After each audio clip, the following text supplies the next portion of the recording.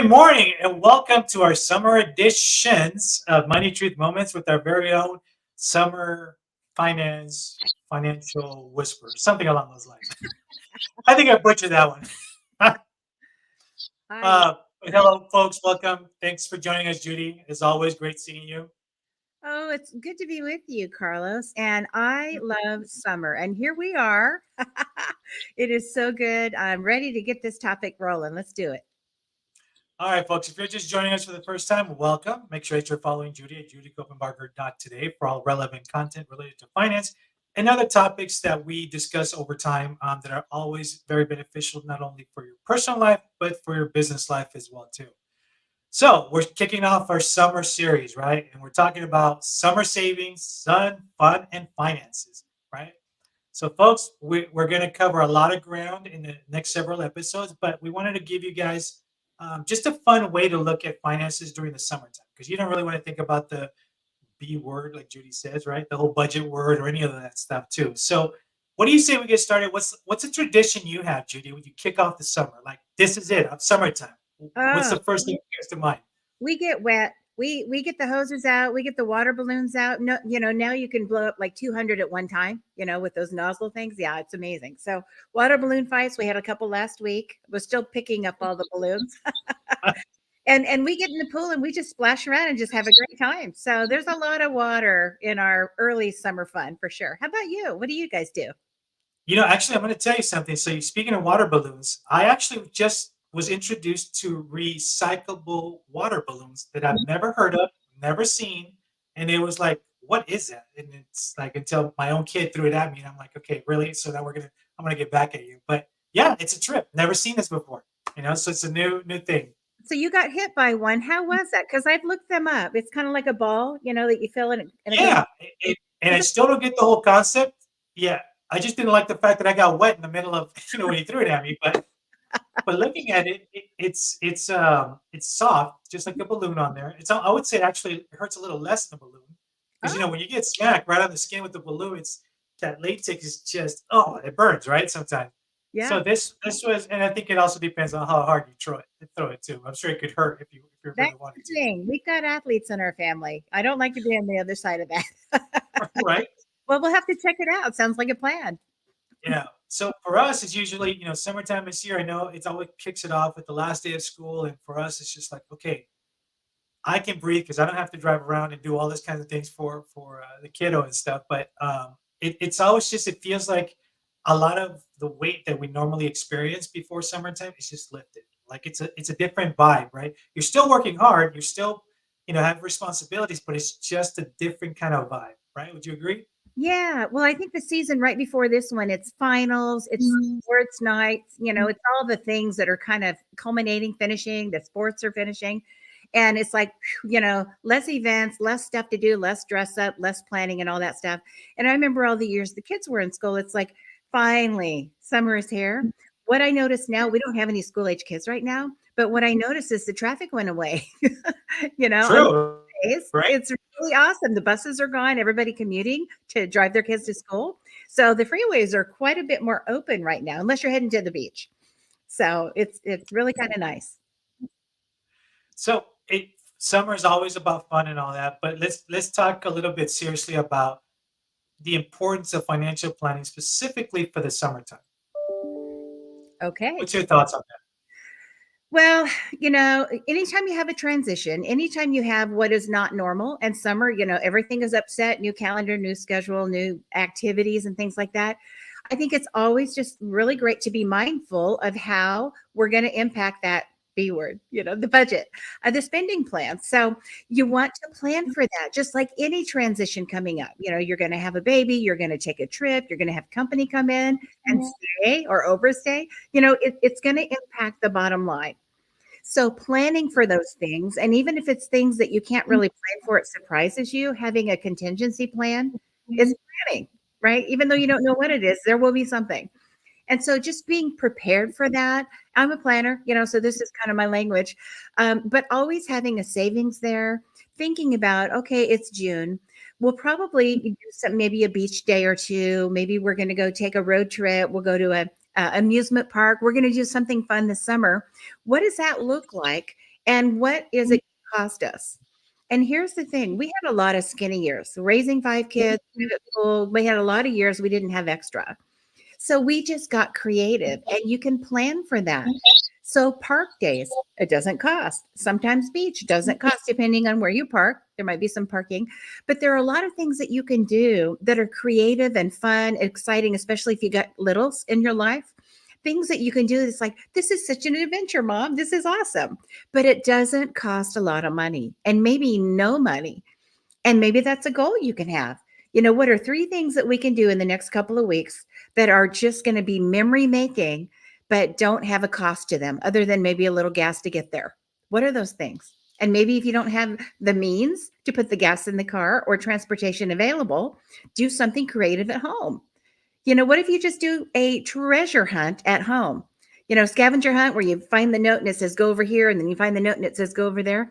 How much fun is that? And you don't have to be a kid to enjoy that. We're all grown-ups here and we like it. We don't act like grown-ups, but we love scavenger hunts. And most holidays we do that right here on the property. And then at the end, you get your pot of gold or your sweet note, right? So there are things that you can do that don't cost a lot.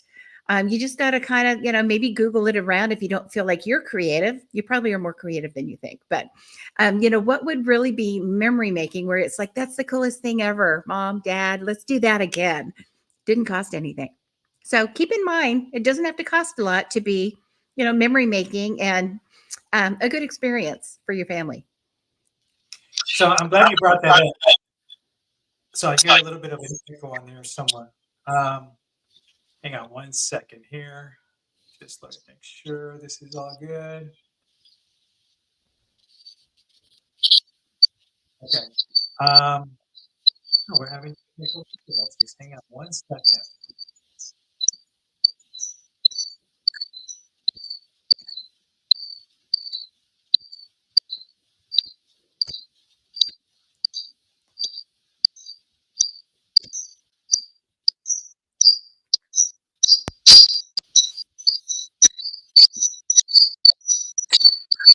Well, I'll tell you what. Let me have you leave the studio really quick and come right back. All right. I'll be right back and we'll talk about more Magic. fun. Yep.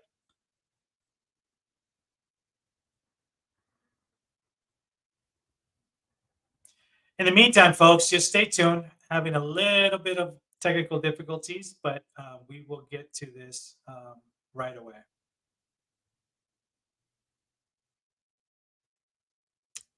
In the meantime, if you're not following Judy, please do so at judycopenbarger.today. All of our social media links are on there, so make sure that you give her a follow. If you have any additional questions that you want Judy to answer, please let us know as well, and we will make sure that we get to them. All right, and you are back. I'm back. I love technology. It's so exciting. So good. Well, let's talk about this really quick. So you were talking about, a lot of great ideas, a lot of things to share, but sometimes even in other shows we've discussed this. Sometimes we set up these goals that are sometimes set up for failure because we overthink things. Oh, I'm gonna do X, Y, Z, LMNOP, whatever it is on there, and we fail right out of the gate, right? So talk a little bit about how to set realistic financial goals specifically for the summertime. Okay, so let's say you are at one end of the spectrum, that spending plan is pretty tight, the budget, pretty tight. It's like we have $50 for June for fun. So bringing out those creative juices, what can we do? Let's say it's $12 a week. What can we do?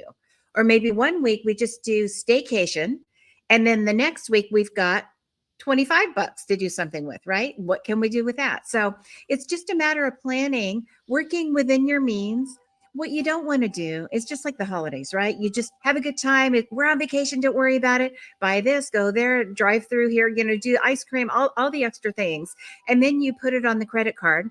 And it's just little by little by little adding up. You get to the end of the summer and you go, shoot, now we have this big, impossible to pay bill. It was really great and we've made some memories, but now we're catching up and we're going into a season of transition again, school, back to school clothes, the books, all the stuff, getting into the holidays. It just is this cycle. So if you think about it before it happens, what are my limits going to be? And it's not like you're constraining yourself to not have any fun, but what limitations do I need to put on the spending? Just think about what's available without having to use those credit cards that go into debt. So thinking ahead, being creative, making a list, what if you got out a planner? What if you got out paper and pen? I think there's a lot of value to paper and pen. You know me. And just, getting ready. What can we do? What are things that we're not going to say no to, but we might say later to? The kids want to do this thing. Well, it's a $2,000 thing. Maybe this summer isn't the time. We'll do it later. Let's plan for that. And if it's a $2,000 thing and we put a couple $100 away all year until next year, it's a cash thing, right? That's planning. That's all you got to do. Simple, not always easy, but very simple.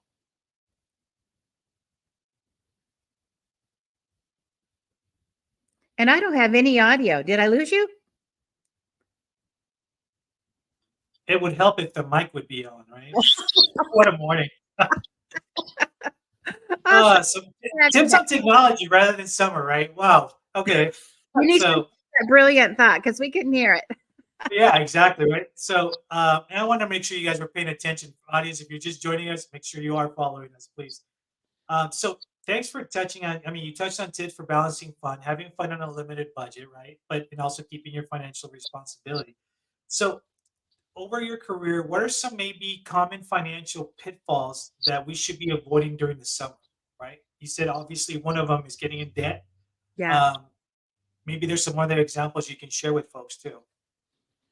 Yeah, I think just overdoing it, not planning for not only what you want to do financially, but the contingency. And I've talked about this before. We learned this lesson from COVID. Anytime there's like an economic upset, people all of a sudden go, shoot, I should have saved more. I should have cash reserves. I should have contingency planning. I should have at least a line of credit, something. And I think that's just important when you're transitioning into the season. It's the same idea, but it's just shorter periods of time, months or weeks at a time. And so what that means is when the thing happens, it's going to happen. You're going to get a flat tire. You're going to have company show up. You're going to have family that you want to help. You're going to have this amazing opportunity come up for summer camp or a sports opportunity. And it's like, it's got a price tag. And there's always fundraising and things you can do. And I think you should. If there's not organized fundraising, by the way, you do your own. The lemonade stand, the bake sale. What can the kids create? Maybe they can make, if they're creative, they can make gift cards. You sell gift cards for the holidays that they make, right? There's all kinds of ways to get the money for these projects. But if it's, you're in a pinch and you don't have the time and it's coming up and they need the deposit right now, just having a contingency bucket, like a cash reserves bucket for those things takes so much pressure off and it keeps you away from using credit cards. Because, if you put $100 on a credit card, it's going to cost you $150 at the other end. And then it's just that you start that spinning cycle, right? So just planning ahead, having savings. I think most people, until there's a crisis, don't think about savings enough. And honestly, when we have things like COVID, when we have things like, even back 9/11, all these big things that are just awful experiences, on the other side of it, the silver lining is people are like, I wasn't really prepared for that. Maybe I should be more prepared next time. And if they haven't had that financial upset or, have to catch up and reboot, then they think, I don't want to be there again. I don't want to have to rely on my family or go into debt or have to dig out. I want to be prepared. And part of being prepared is having a cash reserves, saving what you need, planning for the unexpected. And people that do that avoid so many mistakes and so many painful experiences. I do a whole show on that, but that's what you want to do. You want to get there. And it's not like you go from zero if you're starting out, right? You've never had cash reserves, never really thought about it. You start out with zero cash reserves or maybe, $10 in the bank. How do I get to $100? Little at a time, right? Little bites of that elephant. How do I get to $1,000? Little bites at a time. Every paycheck, what do I need to put aside? Make a line item in your spending plan, your budget for that cash reserves. It's just like you spend money on your housing, on your cell phone bill, on your gas you put in your car, on your food, all that stuff. Make a line item for special savings. And it's real savings. It's not put it in, take it out, put it in, take it out. It's a reserve that's always there. And it becomes this reserve that when it goes down, you fill it up again. Right. And so you become your own bank at some point. And you don't have to think it's impossible. I'd like 5,000 in reserves. It's a couple months of bills, whatever it is. I'll never get there. Where am I going to get 5,000? You don't need 5,000. You just need 50 right now. And then another 50 and then another 50. And pretty soon you're there. Simple, not always easy, but very simple. So tell us also a little bit about, so you've seen a lot of folks, sometimes summer can be great. It can be, there's a lot of downtime also, and a lot of time for us to get in trouble financially, right? Because we have all of this extra time with the kids and so forth. So tell us also a little bit about, or share with us some tips for staying motivated to stick to a summer budget, because it can easily go out the door, right? Yeah, anytime you're planning for a project, whether you're earning a degree or you're training for a marathon or some, athletic event, you start with the outcome in mind. What's the goal? What is the date that I want to achieve that goal? And then you know exactly what you have to do. You connect the dots and you do the things, right? So that's the plan. And financially, it's no different. If the goal is by September 1st to have zero debt on my credit card, what do you have to do to have fun and enjoy your summer and not have any debt? If your goal is to pay off credit card debt, maybe you've got a few thousand on there. You'd like to get rid of that over the summer. What do we need to do in combination with sun and fun and all the great summer stuff and paying down that debt? What do we need to do to balance that? And it might be just a matter of personifying your dollars. And what I mean by that, like I talk about gamifying it, make it fun. So every dollar that you have available and will have available as money comes into your household, you earn a commission, you get your paycheck, whatever it is, money comes in. When it comes in, every dollar has a role. Its role might be to cover your expenses for the month.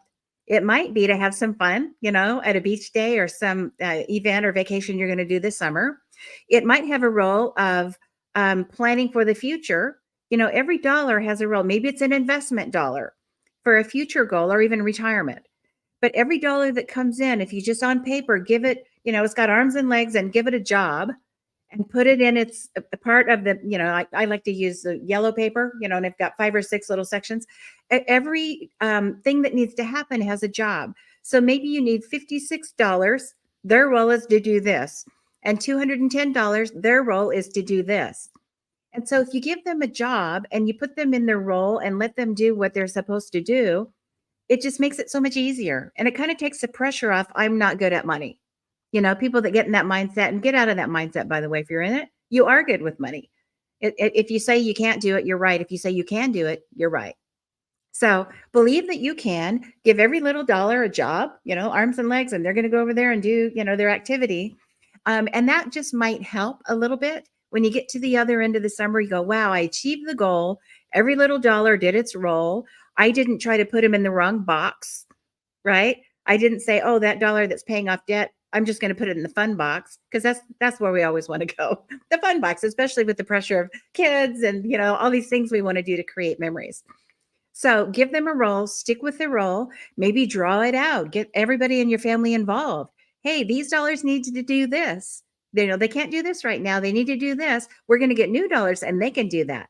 And that's your planning for next summer's fun, right? So if everybody understands that, it's like we're making really good choices. It doesn't have to be a big spreadsheet with, 4 accountants involved. It could be very simple. And mommy and daddy are making choices right now. Our choice is to save that money for something more fun that we can do later. So for today, we're going to do this activity. Let's go, right? Doesn't have to be rocket science. It just has to be summer fun and with the outcome in mind for where you want to be come September 1st. Well, and speaking of activity, we're at the tail end of our show. So, folks, you know what that means.